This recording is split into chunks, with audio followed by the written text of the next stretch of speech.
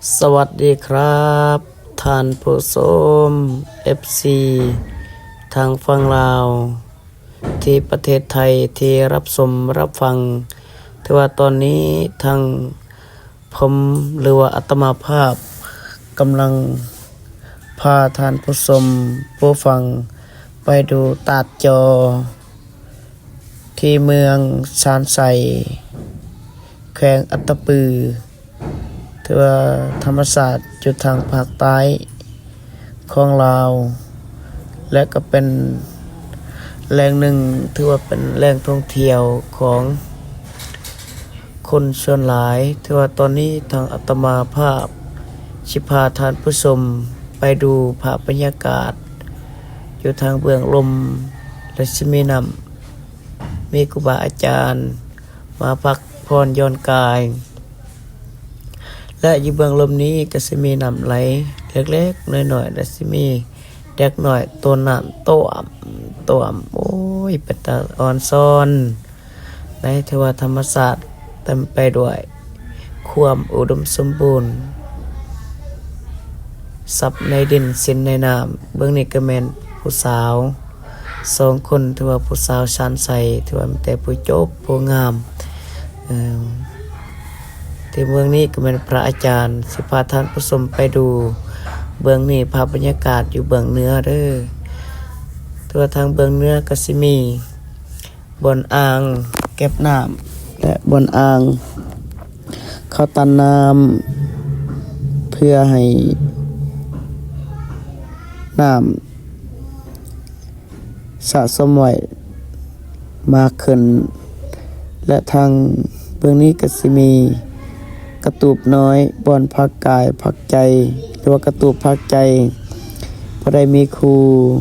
มีผู้สาวก็สามารถมาเที่ยวมาชมได้ถือว่าเที่ยวเบื้องนี้ก็เป็นห้านอาหารและเป็นห้านกินดื่มของพนักงานผู้ที่ประจำอยู่ที่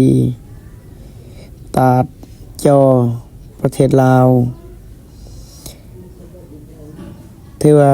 ปัจจุบันนี้ข้าเจ้ากำลังประดับประดาไปด้วยเครื่องเอย่องเจียซอลวดเสือกต่างๆถือว่าหลายที่ว่าไปกับพระอาจารย์ใหญ่แต่ทางเบื้องเทิงนี้ก็แม่นมีแต่ย่อยแบบเหมือนวาวที่เขาห้อยไว้เพื่อประดับประดาเพื่อดึงความสนใจให้แก่นักท่องเที่ยวแต่ต่างแขวงต่างเมืองต่างบ้านผู้ที่บ่เคยบ่ทันได้เห็นตัดจอเขาเชิญเจริญพรได้เด้อหรือว่า FC ของเฮาท่านใดที่เคยไปแล้วก็สามารถคอมเมนต์ว่าเคยไปแล้วเด้อถือว่าใกล้กับประเทศเวียดนามไหนตัดจอใกล้กับประเทศเวียดนามของเฮาถือว่าอากาศหรือว่า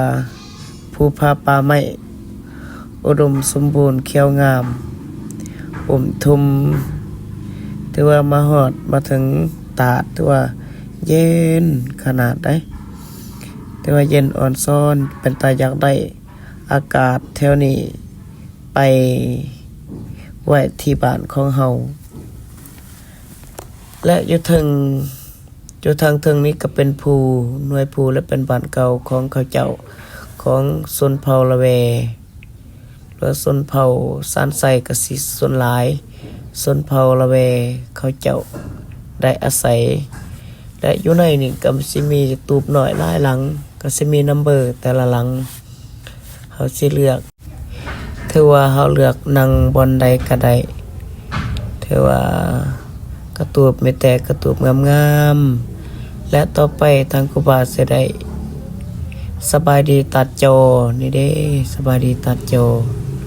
ถือว่าผู้ใดได้ไปได้เห็นถือว่าบ่อยากเมื่อแล้วบ่อยากมาเด้สิมีพระอาจารย์หลายองค์ได้ไปนำกันเพื่อมารับชมรับฟังภาพบรรยากาศต่างๆอยู่ภาคเบื้องใน และอยู่บอนเบื้องพ้นเบื้องนี้แม่นเบื้องห้วยน้อยถือว่าน้ำแห้งแล้งขนาดแต่สิมีกกไม้ห่างหน่อยหนึงและบ่อนนี้แม่นอ่างเก็บน้ำของผู้ประมูลตาดจอถือว่ายามฝนตกแห้งๆถือว่าน้ำไหลแรงขนาดใดน้ำไหลแห้งขนาดและสิมีผู้ไปเล่นไปซุ่มไปอาบน้ำล้างเนื้อล้างกายอยู่ที่นี่ถือว่าส่วนหลายเขาจะไปยามฝนตกประมาณเดือน6เดือน7เดือน8น้ำมันแห้ง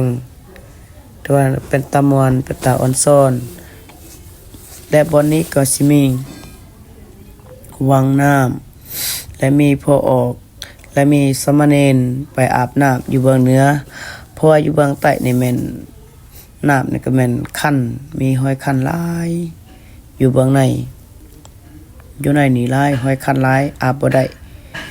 อันนี้แม่นเบื้องพ้นแม่นเบื้องเขาก่อตันน้ำเมื่อกี้นี่เด้อและสิพาไปเบิ่งบรรยากาศงามๆเรื่อยๆอยู่ในตาดจออยู่ในนี้อันนี้แม่นบรรยากาศยามแรงถือว่าได้ชมไปชมมาถือว่ารู้สึกงามขนาดอยากได้แถวนี้เมื่อไว้แถวใกล้ๆบ้านเฮาเพื่อไปเล่นไปชมและบนนี้บนอ่างตันน้ำเขาเจ้าเฮ็ดนาแซงเฮ็ดนาปีต่างๆอันนี้บนทางสิไปเบื้องเทิงเมื่อกี้นี้มีตูบน้อยตูบใหญ่แต่ละนัมเบอร์ก็มีถือว่าการประดับตกแต่งอยู่ในนี้ถือว่างามขนาดใดงามอ่อนซ้อนถือว่าสีใหม่ลายมือของพนักงานถือว่าบ่ธรรมดาถือว่างามขนาดและสิมีย่อยต่างๆประดับประดาลักษณ์อันนี้แม่นผู้ออกผู้ไปนำกันหลังจากอาบน้ำอาบในแล้วก็สิได้กลับมาคืนมาบอนพักวันเสาร์และบอนตูบน้อยของเฮามีสมณเณรองค์หนึ่งได้ไปนำและพระ3 คน3 องค์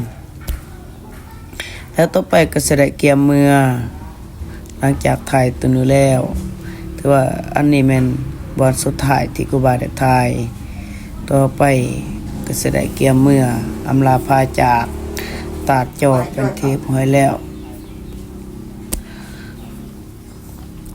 และสิได้เกียมเมือแล้วถือว่าพาไปเลยฉะนั้นแล้วฝากกดไลค์กดแชร์กดติดตามคลิปวิดีโออาตมาเจริญพร